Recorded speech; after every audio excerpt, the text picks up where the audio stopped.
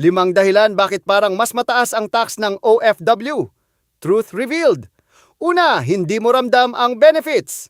Nagbabayad ka, SSS, PhilHealth, Pag-ibig.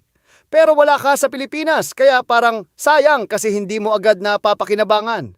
Pangalawa, mandatory contributions kahit nasa abroad ka. Kahit gusto mo o hindi, may kaltas pa rin sa income mo para sa mga government contributions.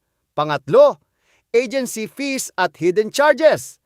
Placement fees, processing fees, remittance fees, hindi man tax lahat, pero dagdag pasanin na parang buwis na rin.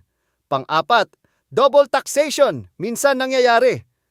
Kung hindi maayos ang papers mo o walang tax treaty, pwedeng matax ka sa abroad at maapektuhan pa rin sa Pilipinas. Pang-5, exchange rate at remittance laws. Pinaghirapan mo sa dolyar, pero pagdating sa pamilya mo, nababawasan dahil sa conversion at fees. Real talk! Hindi tax ang problema. Sistema at obligasyon ang tunay na nagpapabigat sa OFW.